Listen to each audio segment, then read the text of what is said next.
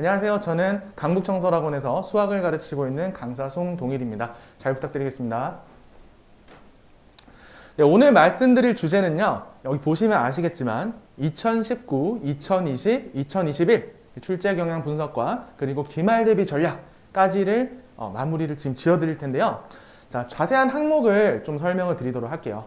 자, 먼저 보시면 강사 소개, 제 소개를 좀 먼저 해드리고요. 자, 그 다음에 2021 출제 문항의 최신 트렌드.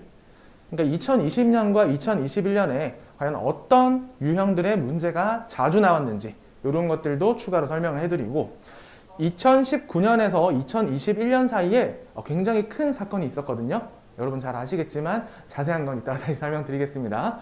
그 사건을 겪으면서 학교에서 내신 출제하는 이 패턴이 어떤 변화를 거쳤는가 또 이제 합쳐서 같이 설명을 드릴 거고요.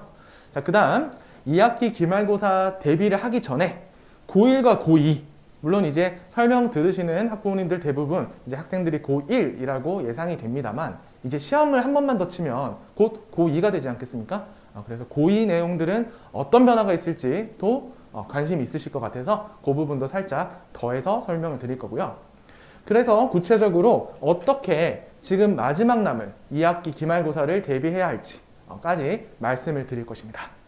자, 그 다음은 이제 겨울방학과 합쳐서 그 다음 이제 2학년을 준비할 마음가짐, 자세 이런 것들에 대해서 설명을 드리고 마지막으로 제 수업 시스템에 대한 소개를 곁들이면서 마무리를 짓도록 하겠습니다. 약 한 40분에서 45분 정도로 예상이 되는데요. 긴 시간 제 말씀 잘 들어주셨으면 하면서 시작해 보도록 하겠습니다.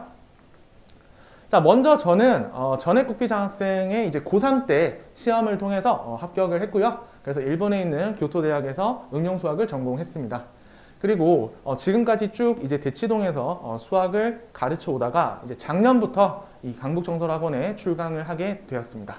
지금은 이제 온라인은 세븐에듀에서 인터넷 강의를 촬영하고 있고요. 그 다음에 현재는 미래탐구 대치 그리고 이 강북청설학원에서 수업을 진행하고 있습니다. 자, 그러면 이제 본격적으로 이제 2021년에부터 물론 그 전도 포함해서요. 어떤 문제들이 주로 많이 출제되느냐? 고등 내신에. 그래서 그거를 설명드릴 때 이렇게 말씀드리고 싶어요. 두 가지만 아시면 된다. 어떤 문제가 출제되는지에 대해서는 두 가지만 아시면 된다. 자, 그게 뭐냐면요. 어떤 난이도로 내는가? 이게 굉장히 중요하거든요.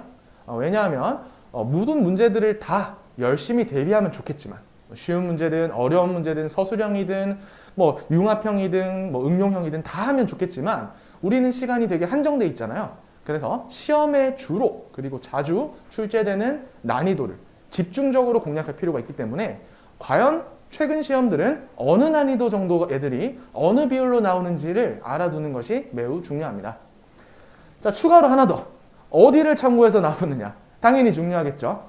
이 문제들이 다 어디서 나오는 건지 알고 있다면 사전에 우리가 그 공부를 할 때 있어서 거기에 있는 자료들로 미리 가져다가 공부를 하면 좋지 않을까요? 그런 과정에서 이 두 가지만 알면 된다고 말씀을 드린 겁니다.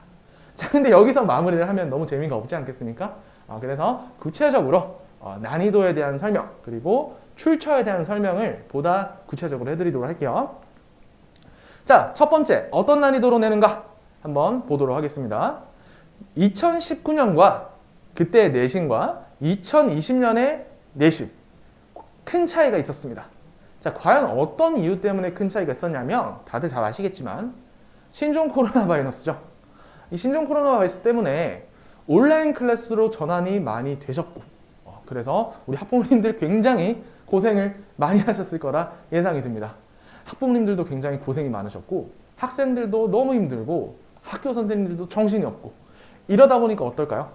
예상했던 학교 진도를 그대로 나가기가 힘들어지는 거죠. 정상적으로 도저히 나갈 수가 없습니다. 온라인 수업을 했다가 오프라인을 했다가 온라인 수업도 미리 준비한 것도 아니죠. 갑자기 코로나 터졌으니까 교육부에서는 온라인 수업해! 라고 해서 어쩔 수 없이 진행한 부분들이 상당 부분이다 보니까 어쩔 수 없이 차질이 생길 수밖에 없었다. 자, 그러다 보니까 또 어떤 문제가 생깁니까? 시험의 난이도를 조정할 수밖에 없다.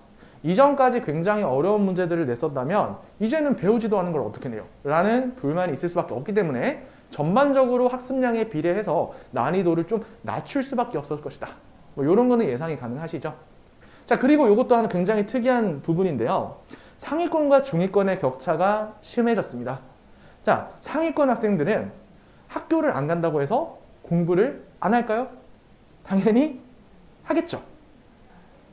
어떤 경우는 학교를 가는 경우보다 오히려 더 많은 학습량을 보여주기도 하는데요. 학교를 이제 갔다 왔다가 하는 시간도 아끼면서 스스로 자기주도 학습이 된 친구들은 인강도 보고 스터디 카페에서 자습도 하고 하면서 오히려 평상시에 상위권보다 더 많은 학습을 했을 수도 있습니다. 자, 반면에 어떻습니까? 대부분 이제 학부모님들의 이제 학생분들은 이제 아무래도 좀 중위권에 좀 많이 있을 거라 예상이 되는데요. 이제 뭐 학교를 안 가니까 알아서 공부를 잘 하던가요? 일단 아침에 일어나는 것부터 힘들고 어쩌다 보니까 뭐 스터디 카페를 보냈다 하더라도 뭐 허무하게 보낸 시간이 많고 아무래도 이렇게 될 수밖에 없죠. 통계를 보시면 메가스터디의 매출 증대량보다 그 모 유명 게임 회사의 매출이 훨씬 더 올랐다는 통계가 있어요.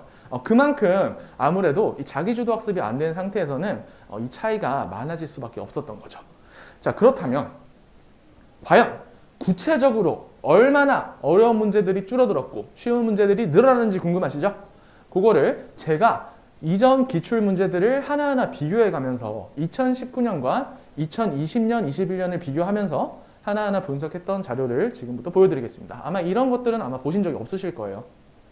자, 그거를 보여드리기 전에 먼저 내신 문항들을 총 4가지 케이스로 분류하겠습니다. 물론 더 잘게 분류할 수도 있지만 그러면 너무 비효율적이기 때문에 크게 4가지로 보시면 됩니다. 자, 첫 번째는 이제 쉽고 익숙한 문제들이에요. 대표적으로 이런 문제들은 센, RPM, 마플 시너지 등 시중 유형서를 통해서 대비가 가능한 수준의 문제들을 말합니다. 쉽다고는 하지만 이런 문제들이 상당수를 차지하고 있죠. 내신 시험에서는 거의 한 50점 정도를 차지하고 있다라고 보시면 될 것 같습니다. 자, 그 다음은 뭐냐 하면 익숙하기는 한, 어디서 본 것 같기는 한데 난이도 자체가 뭐 쉽지는 않은, 생각보다 생각을 많이 해야 되고 시간도 오래 걸리는 문제들에 대한 이야기입니다. 요 유형들은 일품, 고쟁이, 뭐 블랙라벨, 뭐 최강 TOT, 뭐 그 외에 수많은 심화서들이라고 불리는 책들에서 출제가 되고 있는 그런 문항들이죠. 자, 여기서부터는 어떤 문항들이냐면 난이도 자체는 어렵지 않습니다. 윗칸에 있는 요 문제와 난이도는 그렇게 차이가 나지 않는데 단 물어보는 방법이 다르다든지 주어지는 조건이 다른 방향이라든지 이런 식으로 조금씩 뭔가를 바꾼 유형 학습만 줄창해온 친구들로서는 좀 어려움을 겪을 수밖에 없는 그런 문제들이 요 칸에 배치가 되어 있습니다. 그래서 좀 생소하지만 뭐 쉽지기는 한데 생소해서 좀 막히는 친구들은 막히는 그런 친구들은 요 문제의 대비를 문제풀이의 다각도화 그리고 심도 깊은 개념학습을 통해서 차분하게 원리에 입각한 공부를 한 친구들은 살짝의 변형에 전혀 당황하지 않을 수 있기 때문에 그런 식으로 보통 대비를 합니다. 자, 드디어 마지막이죠. 여러분 되게 관심이 많으실 것 같은 이 어렵고도 생소한 문제들, 소위 말하는 킬러라는 문제가 이 문제들입니다. 자, 이 문제들의 역할은 뭐냐면요, 학교 선생님들도 솔직히 이런 문제를 별로 내고 싶지 않으실 겁니다. 그런데도 낼 수밖에 없는 이유는 뭘까요? 자, 학교 선생님들은 어떻게든 1등급 4%를 만들어 내셔야 하잖아요.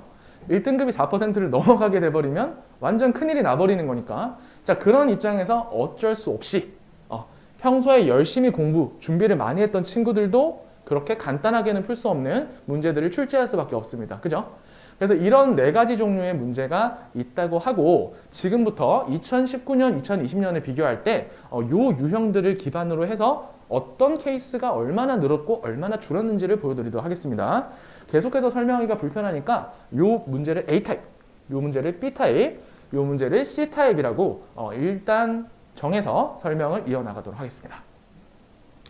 자, 그러면 먼저 노원구에 있는 유명 학교죠. 재영고 한번 보도록 할게요.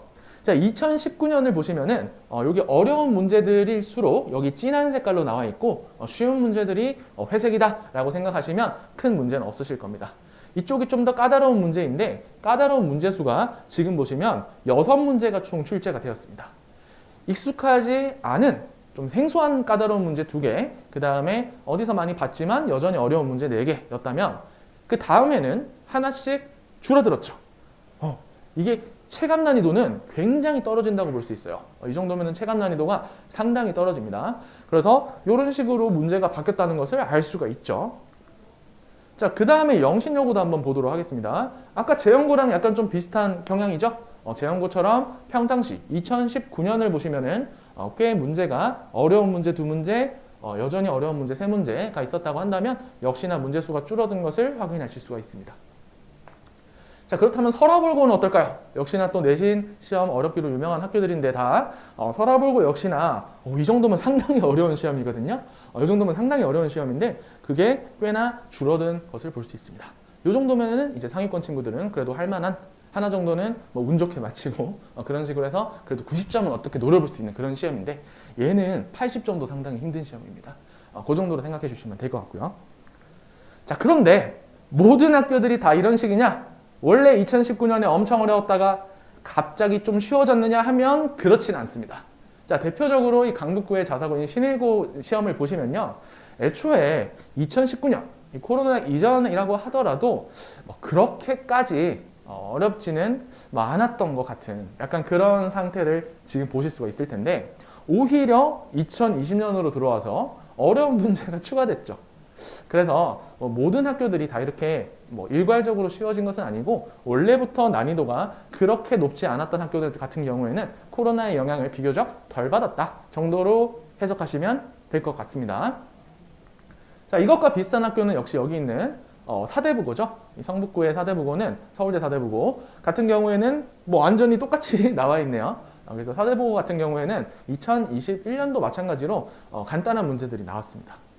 자, 그런데 과연 간단한 문제들이 좀 나오고 킬러 문항들이 줄어들었다면 그럼 여러분이 생각하시기에 등급 컷이 굉장히 낮아졌겠다라고 생각하시죠? 근데 살펴보시면 등급 컷은 그렇게 드라마틱하게 변하지는 않습니다. 왜 그런지는 이따 또 설명을 추가적으로 드리도록 할게요.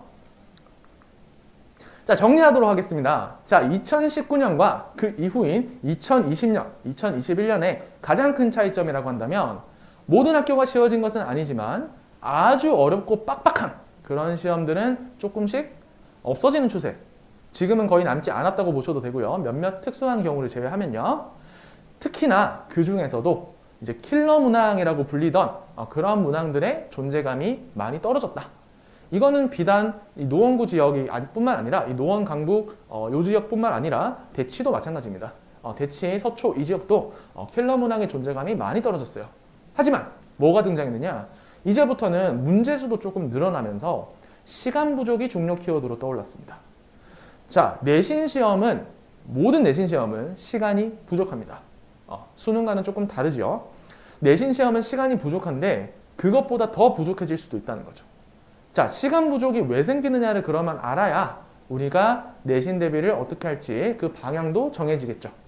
자, 그러면 다음번으로 한번 넘어가 보면 자, 결국은 뭔가 하냐면 이제 출제 가능성이 유력한 유형을 선별, 그 다음에 풀이 과정을 최적화해야 된다. 자, 이 문장을 좀 더 자세하게 설명해 드리도록 할게요. 자, 대략적으로 우리가 이제 시험 범위라고 하는 것들은 대단원으로 쳤을 때 3개 또는 4개 정도를 생각을 하시면 됩니다. 한 번 시험에 대단원 3개 또는 4개입니다. 자, 그런데 이 대단원 하나당 쌤같이 유형 분류를 되게 자세하게 하는 교재 같은 경우에는 많으면 대단원당 대표 유형들이 25개 정도 있다고 보시면 되거든요. 자, 그러면 3개에서 4개 정도라고 하면은 총 80가지 정도 유형이 한 시험에 나온다는 겁니다. 다시 말씀드릴게요. 총 80개 정도의 유형이 한 시험에 출제되는 시험 범위라고 보시면 돼요. 자, 그런데 우리가 평소에 치는 시험은 문제수가 어떻게 됩니까? 20문제에서 25문제 사이죠. 보통은 이제 요즘은 거의 20문제라고 보시면 되는데 20에서 22문제 정도, 서술형 한 3, 4문제, 나머지는 객관식. 자, 그런 상황에서 과연 우리가 시험 범위 전체를 봤을 때 나오는 이 80개 유형이 다 등장할 수가 있을까요? 불가능하겠죠? 자, 그러면 그 안에서 이제 선생님들이 열심히 고민을 해서, 물론 고민을 그렇게 많이 안 하시고 내시는 분도 계시지만 고민을 하신 다음에 그래도 좀 더 다른 유형에 비해서 중요하다라고 생각하시는 그런 부분들을 선별해서 문제를 살짝 변형해서 내시지 않겠습니까? 그렇죠?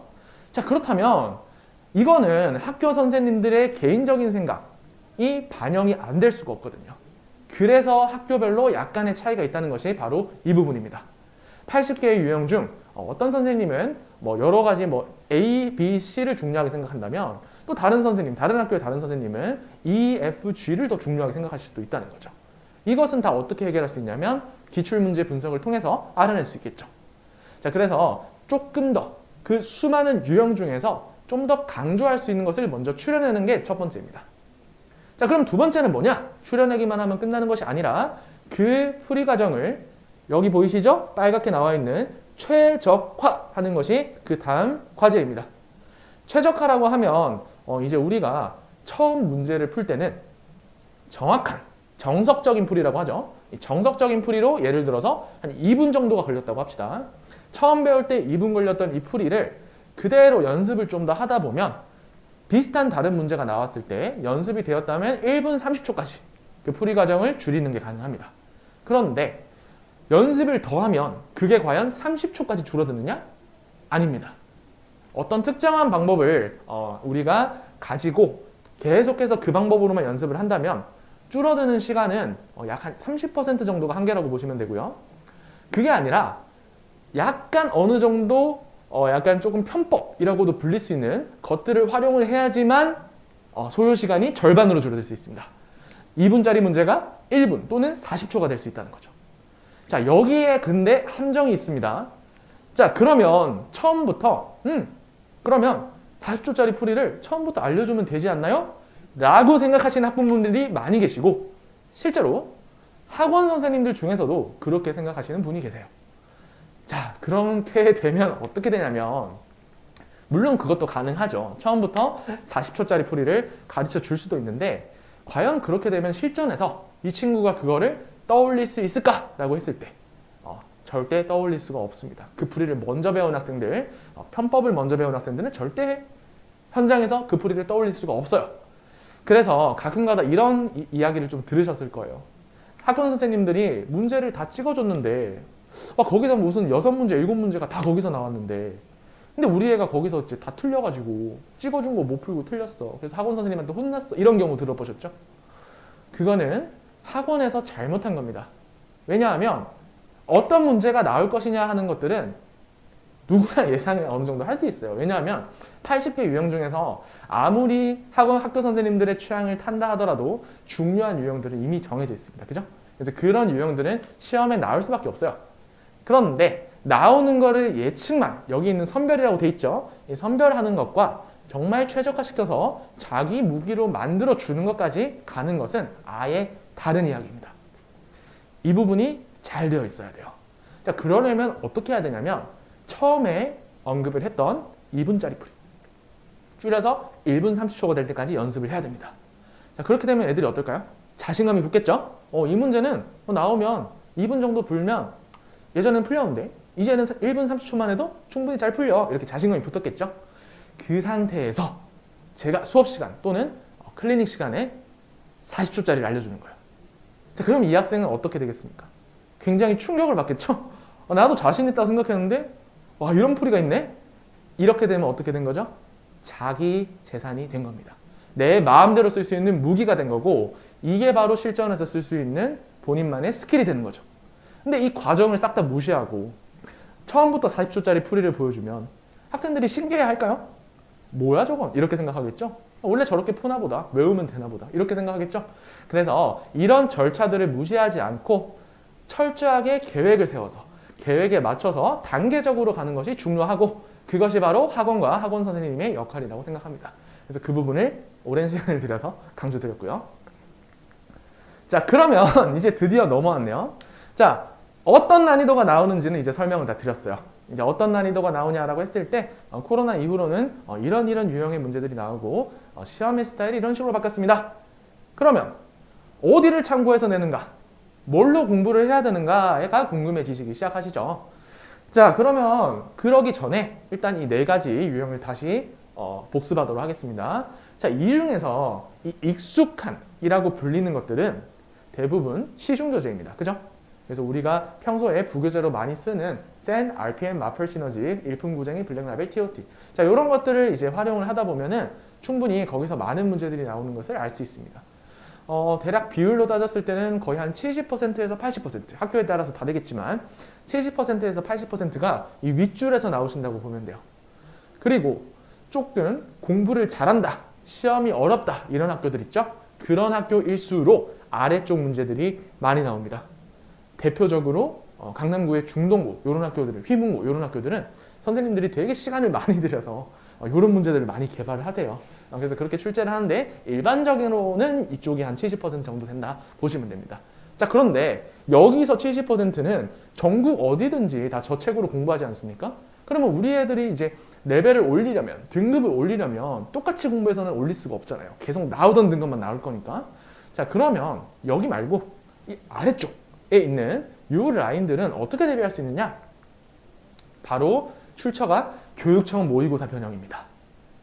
좀 허무하신가요? 네, 교육청 모의고사 변형이라고 하는 게 어떻게 보면 좀 허무하게 느끼실 수도 있습니다. 왜냐하면 그 매년 치르는 이제 교육청 모의고사라고 불리는 그 시험들은 자이스토리나 뭐 이런 유명한 책들에 되게 많이 들어있고 그것들로 이제 공부를 하는 학교들도 많기 때문에 뭐 아주 특이하다고 느끼시지 못할 수도 있어요.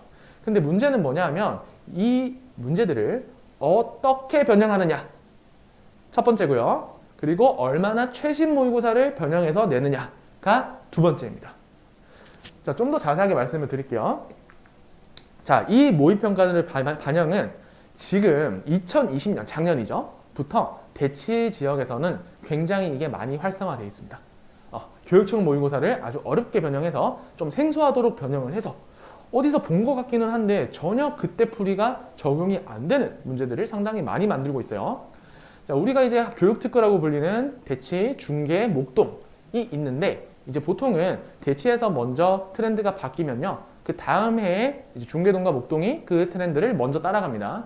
그리고 그 다음 해가 되면은 이제 뭐 성북동이라든지 아니면은 뭐 의정부, 남양주, 뭐 강북 이쪽에서도 그 트렌드가 이어지는 그런 타입이라고 보시면 되는데 따라서 지금은 여유가 좀 된다면 우리 아이가 그래도 1, 2등급 사이에 있다 또는 거기를 노리고 있다라고 한다면 작년 강남권 기출문제들을 보시면 그것의 트렌드를 조금 맛볼 수가 있는데 물론 학생이 직접 그 기출문제를 다 푸는 것은 굉장히 비효율적이에요. 그래서 전혀 추천드리지 않지만 저 같은 경우는 어차피 강남에서도 내신을 하고 있으니까 거기서 이제 중요한 아이디어들 있죠.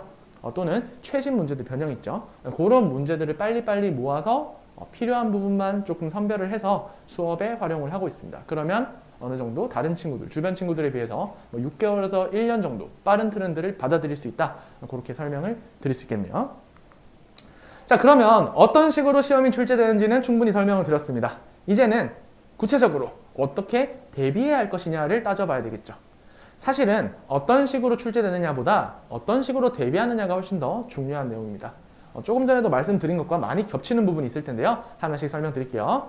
자, 1학년 때까지 이제 풀이 과정의 최적화가 필수다. 아까 굉장히 오랜 시간 강조를 드렸죠. 풀이 과정을 모든 문제들을 다 최적화 풀이로 푸는 게 아니라 가장 출제 가능성이 높은 몇몇 유형들을 뽑아서 그 유형들을 어떻게 변형이 되고 또 그 과정을 2분짜리 풀이와 40초짜리 풀이를 둘 다 쓸 수 있게 되느냐까지 가는 것. 이게 첫 번째 목표입니다. 자, 그리고 두 번째 컨셉 아까도 계속 설명을 드렸죠. 이제 킬러와의 싸움이 아니게 됐습니다. 이제 2019년까지의 시험은 굉장히 좀 쉬운 문제 위주로 좀 배치가 되다가 마지막에 1등급을 잘라내기 위한 엄청 어려운 문제가 등장을 하면서 앞쪽 부분까지는 좀 빠르게 풀고 그 다음에 굉장히 어려운 문제를 10분 동안 붙잡고 있거나 해서 마치면 1등급, 그거 틀리면 2등급 이런 식이었다면 이제는 그렇지 않다. 수능이 변화했듯이 비슷한 형태로 변화를 했는데요. 킬러와의 싸움보다는 시간과의 싸움, 즉 위에서 언급했던 이 최적화와 연관이 되는 부분이 여기서 걸려 나오게 됩니다. 자, 그리고 중간고사 범위 내용이 상당히 반영되는데요. 이 부분 조심하셔야 됩니다. 요거는 현재 시점의 1학년들에 한정된 내용입니다. 자, 현 시점의 1학년들은 2학기 중간고사에 함수라는 단원을 대부분 시험 범위로 공부를 했을 겁니다. 그리고 이번 기말고사에는 유리함수와 무리함수라는 단원이 등장하는데요. 단원명만 보셔도 아시겠지만 굉장히 연관성이 깊은 단원들이에요. 자, 그런데 보통 우리 친구들 어떻습니까? 함수? 그 저번 시험에 나왔는데요? 이번 시험에 시험 범위 아닌데요? 안 나오는 거 아니에요? 이렇게 말하거든요. 절대 아니죠. 모든 고등학교 시험 범위는 누적 범위라고 보셔야 돼요. 어떻게든 간접 출제가 될 수 있는데 하물며 함수라고 타이틀이 붙어있는 단원이 유리함수, 무리함수에 적용이 안 될 리가 있겠습니까? 굉장히 많이 적용이 됩니다. 자, 그렇다면 함수 단원에서 좀 미흡했던 부분을 어쨌든 시험이 끝났으니까 안 봐도 되냐? 아닙니다. 봐야 됩니다. 자, 그럼 다시 한번. 그러면 좀 모자란 부분이 있으니까 함수 파트를 다시 처음부터 다 공부하고 그 다음에 유무리 함수로 들어갈까요? 그것도 아닙니다. 자, 왜냐하면 우리는 시간이 너무 그렇게 여유 있지 않지 않습니까? 자, 그러다 보니까 함수 파트 내용이 분명히 모자란 건 맞고 보충을 해야 되는 것도 맞지만 다 할 수는 없다는 거죠. 그렇죠? 자, 그러다 보니까 이런 학생들이 많이 틀리는 또는 개인별로 부족한 부분들을 잘 정리를 해서 엑기스만 넘겨줘야 돼요. 그걸 누가 해줘야 되느냐? 당연히 학원과 학원 선생님이 해주셔야 되는 부분이죠. 학교 선생님이 해주시겠습니까? 아니죠. 본인이 알아서 할까요? 안 합니다. 자, 그래서 그런 것들이 학원의 역할이다. 중간고사 범위가 상당 반영된다는 거 굉장히 강조드렸고요. 이번 시험입니다. 자, 그리고 마지막으로 이제 실시간 기출이라는 걸 조금 설명을 드리겠습니다. 사실 실시간 기출이라고 하면 좀 말이 안 되죠. 우리가 기출문제라고 하면 2021년 시험을 대비를 하려면 2020년 시험을 어떻게 그 기출을 가져서 우리 학교의 작년 시험을 가지고 비교를 하지 않습니까? 그렇죠? 그런데 실시간이라는 말은 무슨 말이냐면 이런 겁니다. 자, 우리 학교가 전국에서 가장 먼저 시험을 치진 않지 않을까요? 자, 다시 설명해 드리면 전국 어딘가에는 우리 학교보다 뭐 하루라도 아니면 뭐 일주일이라도 빠르면 2주 먼저 시험을 친 학교가 분명히 있을 겁니다. 그죠? 그 상태에서 제가 아까 강조드렸던 게 뭐죠? 교육청 모의고사 변형. 자, 교육청 모의고사를 변형할 때 물론 예전에 나왔던 아주 중요한 문제들이 출제되기도 하지만 보통은 이제 최근에 출제된 주원 문제들이 많이 변형이 됩니다. 그 말은 시의성이 굉장히 중요하다는 거죠. 시기가 늦어버리면 그 생명이 많이 떨어진다는 것. 그 말은 올해 또는 작년에 나왔던 교육청 모의고사에서 변형 문제가 나올 가능성이 높다는 겁니다. 이해가시죠? 자, 그렇다면 교육청 모의고사의 풀네임은 전국연합학력평가예요. 자, 전국이라는 말이 들어가 있으니까 우리 학교뿐만 아니라 전국에 있는 모든 고등학교들이 같은 시험을 쳤을 것이고 그렇다면 그 시험지를 다 전국에 있는 교사분들이 알고 있을 것이고 그 문제를 변형해서 시험에 출제할 가능성이 높다는 거죠. 그렇다면 우리가 미리 우리 학교 시험이 치러지기 일주일 전 또는 3일 전이라고 하더라도 다른 학교에서 출제된 교육청 모의고사 변형 문제를 미리 풀어볼 수 있다면 어떻습니까? 다른 친구들이 기껏해야 2019년, 2020년에 한창 열중하고 있을 때 한 발 더 앞서가서 공부를 할 수 있는 거 아니겠습니까? 자, 물론 이론상으로는 이런데 실제로는 쉽지 않습니다. 왜냐하면 일단 시험지를 구하기가 힘듭니다. 네, 시험지를 구하기가 굉장히 힘들고요. 바로 친 시험지를 그날 빨리 가져오지 않으면 의미가 없기 때문에 그죠? 그래서 그때그때 빨리 구할 수 있는 네트워크가 준비되어 있어야 하고 또 그거를 갖고 와서 그 더러운 시험지로 시험을 보게 할 수는 없기 때문에 하나하나 다 타이핑을 통해서 깨끗한 시험지로 뽑아서 줘야 되는 그런 문제가 있죠. 그거를 이제 제가 혼자 다 할 수는 없기 때문에 이렇게 부지런하고 뜻 있는 선생님들끼리 모여서 팀으로 작업을 해서 그거를 친구들에게 나눠주고 있습니다. 특히나 뭐 라이벌 학교라고 불리는 학교들 있죠. 그래서 약간 지역의 라이벌 학교들이 이쪽 학교가 먼저 시험을 친다고 하면 그 시험지를 빨리 입수해서 타이핑해서 이쪽 학교 학생들 이미 직보를 기다리고 있는 학생들한테 주면 굉장히 이게 불타올라서 이 라이벌 의식을 갖고 되게 열심히 풀어보고 그만큼 효과도 좋았던 그런 기록들이 있습니다. 그래서 이런 실시간 기출로 대비하기. 요거는 아마 대비가 가능한 것이 많지는 않고 이 부분은 뭐 저만의 그 노하우 정도로 설명해 드리고 넘어가도록 하겠습니다. 자, 이제 1학년들을 그러면 기말고사까지 어떻게 마무리하는지는 조금 말씀을 드렸죠. 2학년에 대한 설명에는 주로 이제 겨울쯤에 들으시는 경우가 많을 텐데 지금 그 전에 맛보기로 살짝만 제가 좀 설명을 해드리도록 하겠습니다.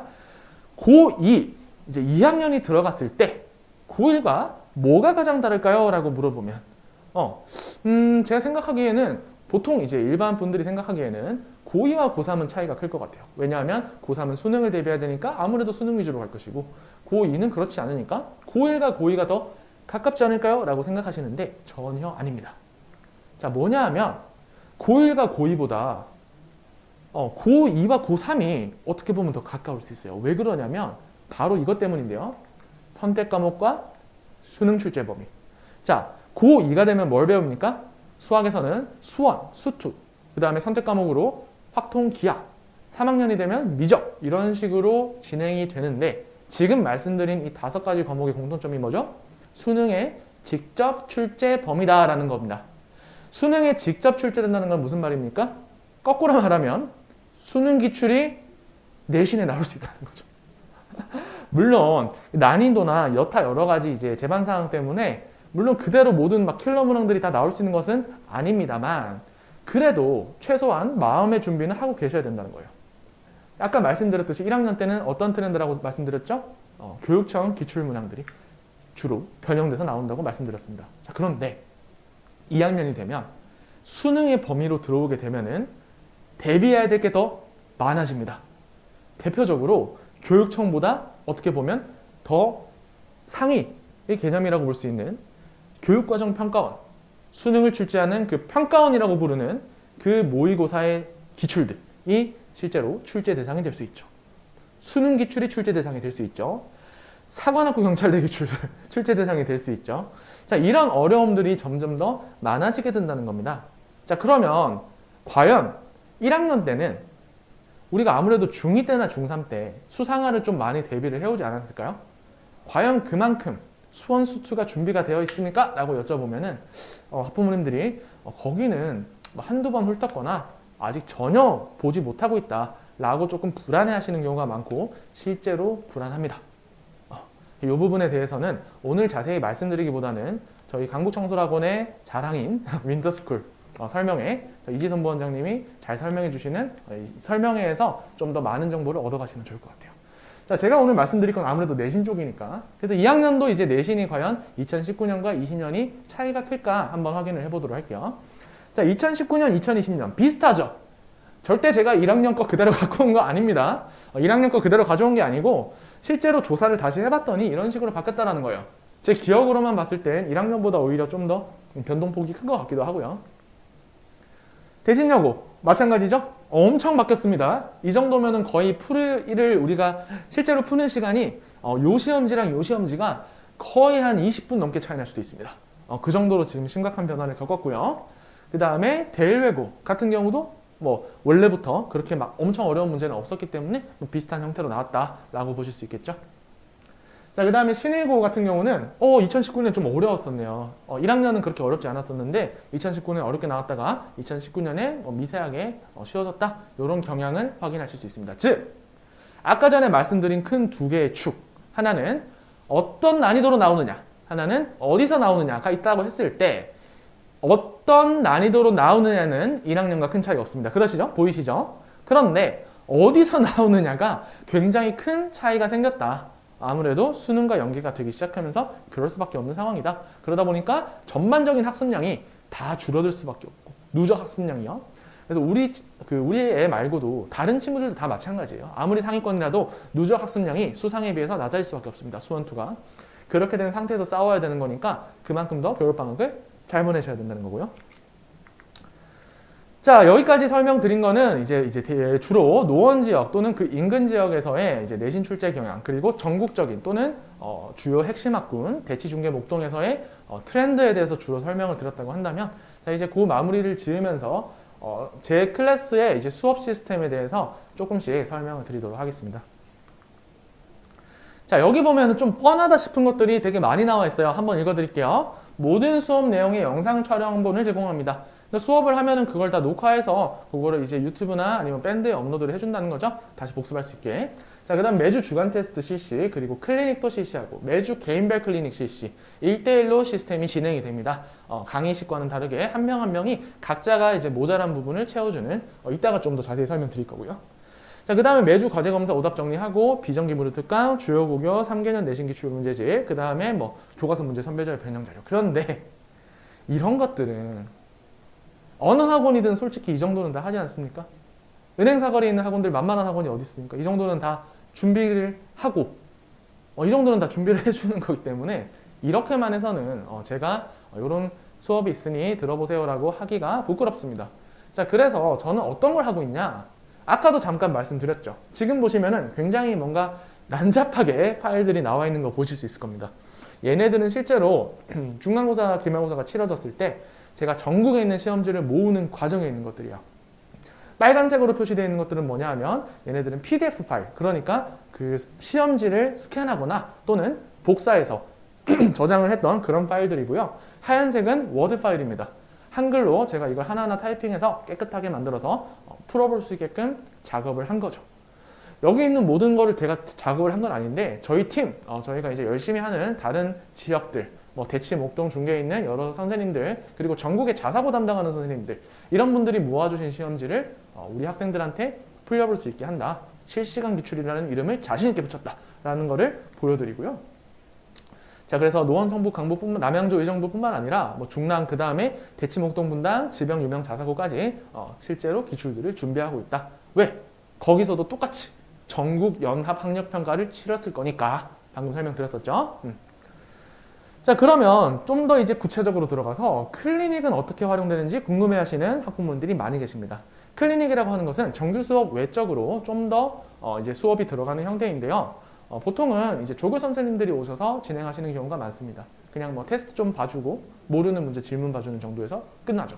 근데 저는 이제 조금 특징이라고 한다면 강사 직접 진행을 굉장히 선호해서 제가 직접 수업 이후 클리닉까지 진행을 하고 있습니다. 현재까지.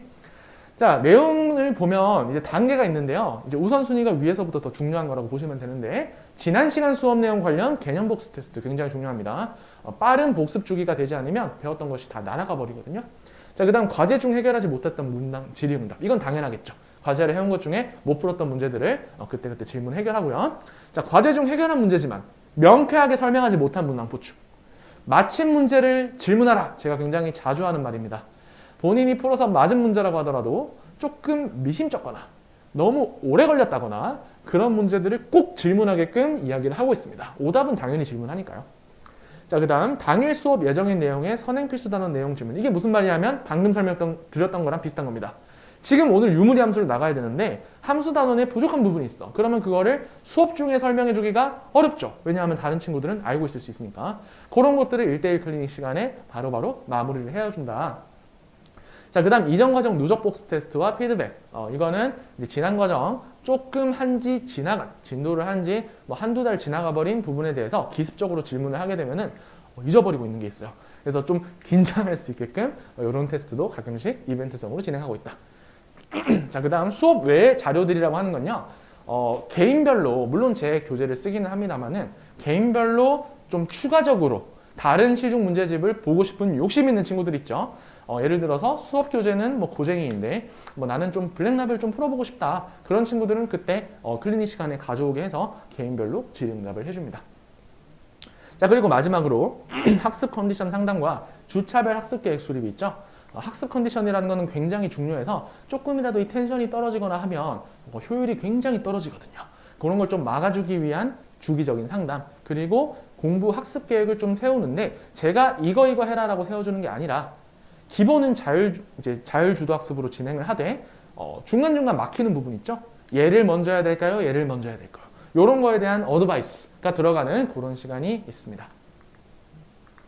자, 요거는 이제 강의 연계로 이제 과제가 나가는 실제 과제지고요.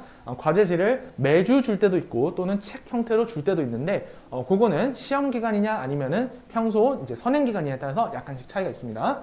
개념 강의 연계 유형 연습, 그리고 시중 고난이도 문제 선별한 것과 주요 학군 지역의 내신 기출들, 이런 것들 중에서 중요하다 싶은 문제들만 뽑아서, 그래야 학생 입장에서 시간을 아주 효율적으로 쓸 수 있기 때문에. 문제만 갖다 준다고 하면, 퍼준다고 하면 저는 뭐 몇천 문제도 줄 수 있죠. 하지만 그것은 의미가 없다. 꼭 필요한, 지금 당장 필요한 문제를 우선적으로 풀어줘야 되기 때문에 선별에 굉장히 많은 시간을 쏟는 편입니다. 자, 그 다음으로 테스트. 자, 테스트는 크게 두 가지로 나뉩니다. 하나는 매일 진도 나간 후 개념 복습 테스트. 내가 오늘 수업한 내용을 잘 이해하고 있는지에 대한 테스트고요. 그거에 대한 피드백도 역시나 매 클리닉 시간에 바로바로 피드백이 들어가고 있습니다. 첨삭도 들어가고요. 자, 그 다음 정기 실전 연습 테스트라고 하는 것은 바로 실전 감각을 얻기 위한 겁니다. 내신 기간에 들어갈 때 주로 시작을 하는데요. 실제 기출문제, 20문제 또는 25문제에서 시간을 딱 재고 다 같이 시작해서 다 같이 끝나고 이런 시험 분위기에 적응하는 시간을 가지는 실전 감각 업그레이드용 그런 테스트도 역시나 준비가 되어 있고요. 자, 그리고 요거는 이제 평가 방법인데요. 매주 주간 성취도 평가를 발송을 합니다. 잘 보시면 4개 항목으로 되어 있는데 정규 수업이라고 하는 거는 수업에 잘 참여를 했는지, 지각 안 했는지, 결석 안 했는지, 너무 졸진 않았는지, 그래서 100점을 기준으로 평가를 하고 있습니다. 자, 그 다음에 클리닉이라고 하는 것은 클리닉 참여율입니다. 클리닉에 뭐 예를 들어서 다른 학원과 겹쳐서 참가를 못했어. 어떤 날은 특별한 날은 참가 못했고, 어떤 날은 뭐 가족여행 때문에 일찍 갔어요. 그러면 이 점수가 이제 떨어지는 거죠. 자, 그리고 테스트는 시험 점수가 그대로 나가진 않습니다. 시험 점수가 그대로 나가면 어떤 문제가 있냐면 학생들이 자꾸 문제를 찍으려고 그러고 어디서 나왔는지 답을 외우려고 그래요. 그래서 저는 어떤 식으로 이거를 평가를 하기로 바꿨냐면 정말 솔직하게 쳐라.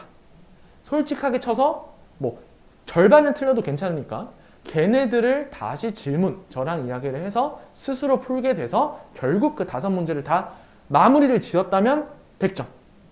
그렇지 않고 어설프게 찍고 넘어가거나 이런 게 만약에 발각되면 70점, 60점 이런 식으로 정성평가를 통해서 계속 보내드리고 있고, 또 마지막으로 과제는 역시나 해온 거에 이제 퍼센테이지로 그대로 적용을 해주면 되죠.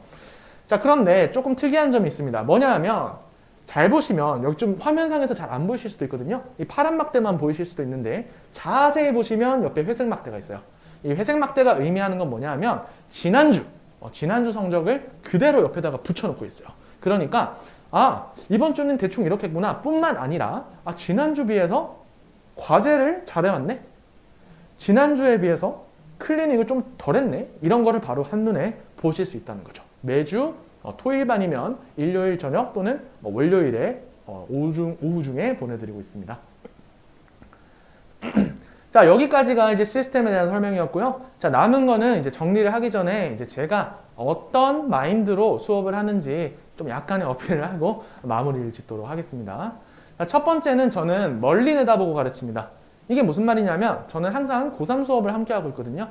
그러면 그냥 1학년들을 가르칠 때도 얘네들이 언젠가는 고3이 되어서 또 수능을 치르고 또 고3 내신을 대비를 해야 될 텐데 그것까지 감안한 한 수 앞서 나간 가르침을 꼭 주고 싶다는 것이죠.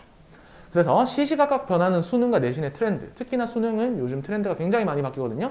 그것들을 반영해서 1학년 애들한테 그게 주가 되진 않더라도 꼭 옵션으로 계속 알려줘야 됩니다.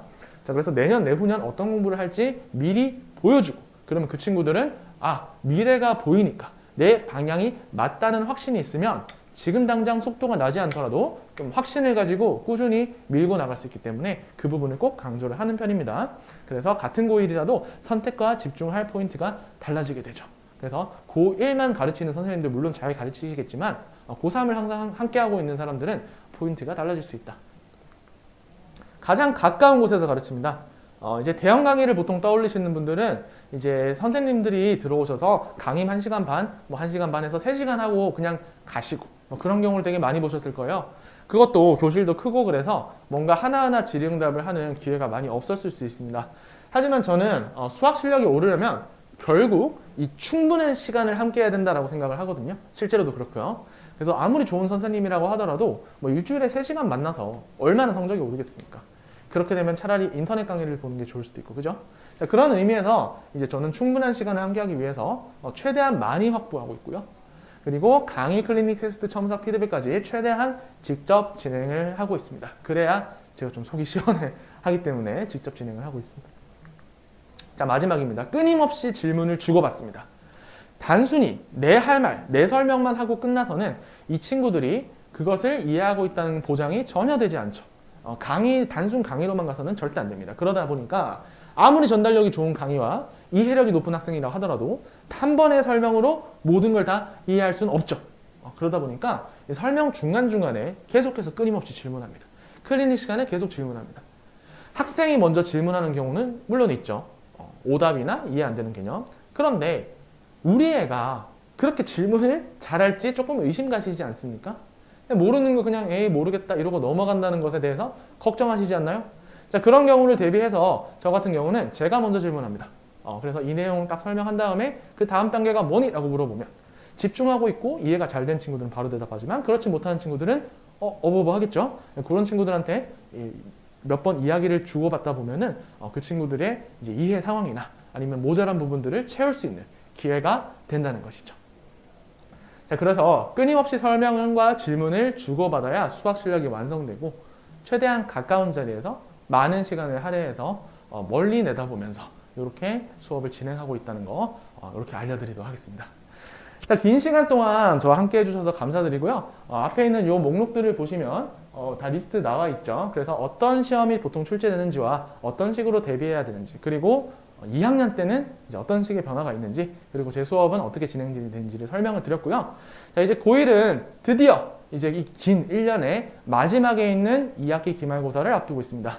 자, 그래서 중간고사까지의 성적이 조금 마음에 안 드셨던 경우가 좀 많을 것 같아요. 그래서 제가 알려드린 팁들을 좀 충분히 활용을 하셔서 아쉬움 남는 중간고사 결과를 뒤집을 기회, 기말고사 고득점을 응원하면서 마무리 짓도록 하겠습니다. 저는 강북청소학원에서 수학을 가르치는 강사 송동인이었습니다. 감사합니다.